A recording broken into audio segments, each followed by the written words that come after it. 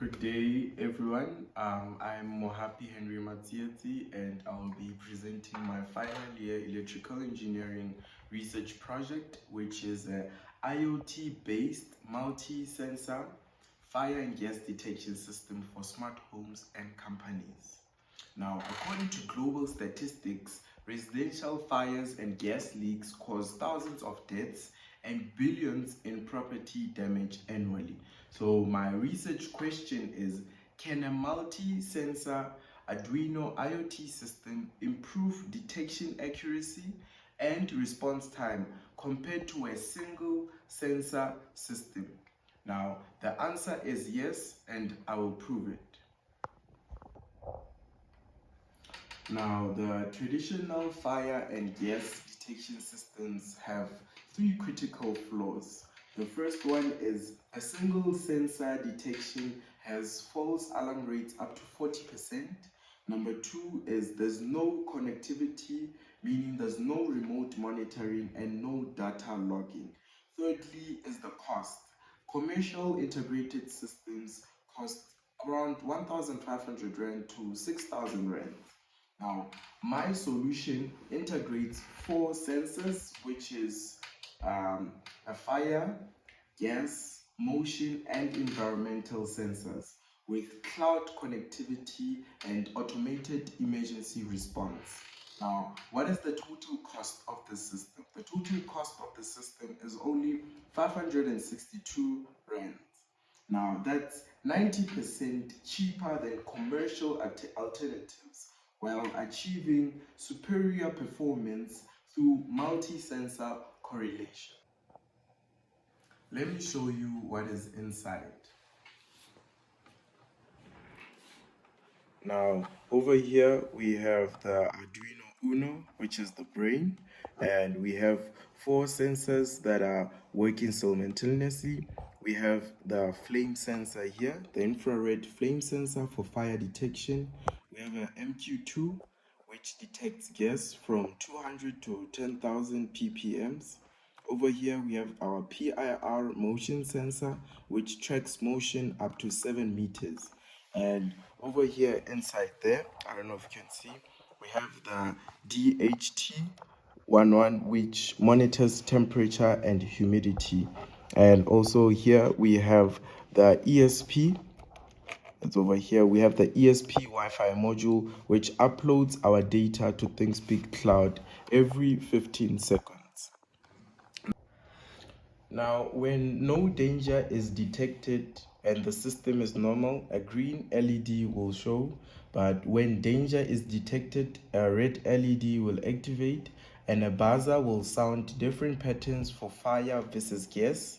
And when danger is also detected, the servo opens ventilation 180 degrees and the relay inside will turn the exhaust fan on.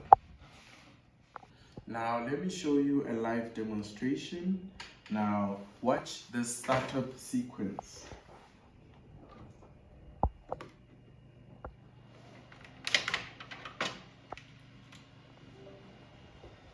Now I've powered the system is on.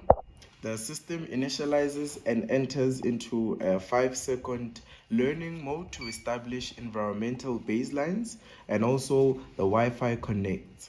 Now, as you can see on the LCD rotates through 3 pages, which shows hazard status with confidence score, temperature and humidity, and the system parameters.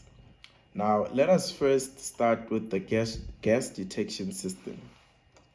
Now I'm going to release gas from a lighter near the MQ2.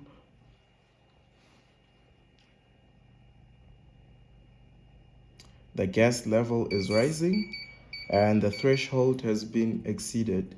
Now, as you can see, when the gas is detected, a red LED turns on, the buzzer beeps, and the servo rotates 180 degrees. You can also see on this side, the fan does also activate upon fan detection.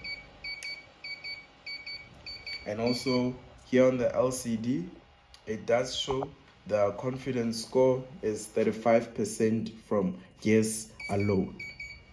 Now, as you can see over here, this is our ThinkSpeak dashboard, and you can see that as the gas level rise, it does show that the gas level went from 80 to 200, whereby it exceeded our threshold of 150.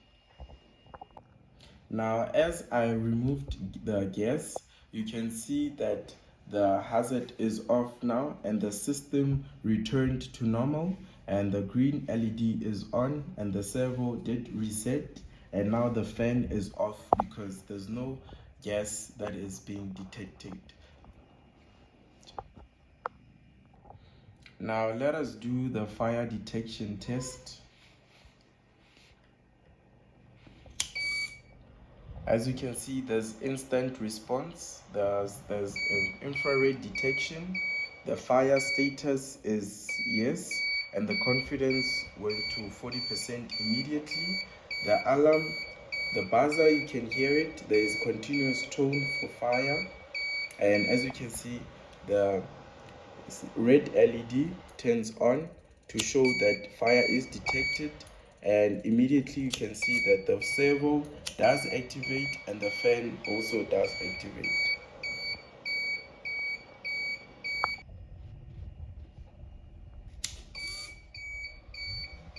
Now you can also hear the buzzer that the pattern has changed. Now there's continuous tone for fire. This is intermittent for gas. Now users can identify a hazard type by sound alone. Now full emergency protocol has activated. Now you can see that the hazard has removed and the system went back to normal, whereby the system shows that it's safe. Now, as you can see over here on our ThinkSpeak dashboard, it immediately shows that fire was detected. Finally, IoT connectivity. Now, over here, as you can see, we have our cloud dashboard. Now, this is our ThinkSpeak, whereby our data comes here. Now, we have 5 different fields. Over here, we have our temperature, gas, humidity, fire status, and also motion status. Now, these data fields update every 15 seconds. Now, for our results, we tested this system for 4 weeks. 4 weeks of continuous testing, whereby we obtained 161,000 data points per sensor. Now, let me show you the results that we obtained. Now, for fire detection, we obtained a 94.2% accuracy, and gas detection, we obtained 91.7% precision, and the response time, average response time was 2.3 seconds, which is 75% faster than traditional safety or fire detection systems. And false positives rate was 3.9%, which is down 6.8% through adaptive learning, and the system uptime was 96.7%. Now, the total cost of the system is 562 rand versus 1,500 to 6,000 rand of commercial systems. Now, the performance exceeds commercial systems at a fraction of the cost. Now, we also saw that we have adaptive threshold system with environmental learning, whereby there's also hazard-specific alarms patterns and robust cloud data transmission with exponential backoff retry logic. Now, what I love most is we have remote monitoring, whereby we can remotely monitor this system from anywhere in the world as long as you have internet access. Now, the impact and conclusion is that this project proves that Arduino-based IoT systems can deliver safety-critical performance at accessible prices. Now, what are the implications? Implications is that developing countries like South Africa, where fire and gas incidents causes disproportionate incidents or casualties due to limited access to safety technology, and we can now afford protection. Now, low-income families can afford this kind of system, and also small businesses or rural communities.